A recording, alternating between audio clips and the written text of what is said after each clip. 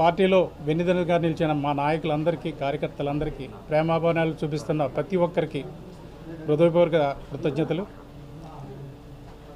ఈ ఎమ్మెల్సీ బాధ్యత నా మీద మరింత బరువు బాధ్యతలను పెంచింది. మీ అందరికీ తెలుసు, నేను మీడియా రంగం నుంచి ఇక్కడి వరకు వచ్చాను. ఆంధ్రప్రదేశ్లో కానీ ఇతర ప్రాంతాల్లో కానీ ఎటువంటి సమస్యలు ఉన్నాయి, ప్రజలు ఎటువంటి ప్రాబ్లమ్స్ ఎదుర్కొంటున్నారనేది నాకు ఎంతో కొంత అవగాహన ఉంది.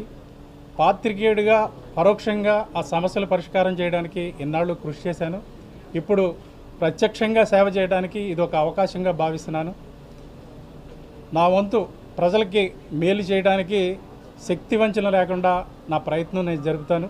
అదేవిధంగా జనసేన పార్టీ పురోభివృద్ధికి ప్రతి ఒక్క కార్యకర్తను పార్టీని రీచ్ అవుట్ చేయడానికి నా వంతుకు నేను కృషి చేస్తాను.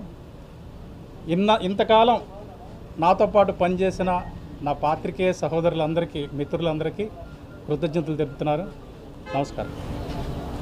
సార్ ఎమ్మెల్సీలు మీ ద్వారా జనసేన మొదటిసారి భూమి కొడుతుంది, మండలిలో ప్రవేశపెడుతున్నారు. చాలా సంతోషంగా ఉందండి. ఇది హ్యాపీ మూమెంట్.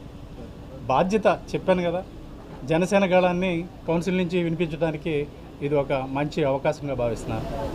కౌన్సిల్లో చాలా అర్థవంతమైన చర్చలు జరుగుతాయని, ఇక్కడ అసెంబ్లీకి వచ్చి కొంచెం ఆవేశంగా చర్చలు జరుగుతాయి, అక్కడ అర్థవంతమైన చర్చలు జరుగుతాయి. అసెంబ్లీకి బ్రేక్ డౌన్ వేస్తూ ఉంటుంది కౌన్సిల్. మీ పాత్ర ఎలా ఉంటుంది?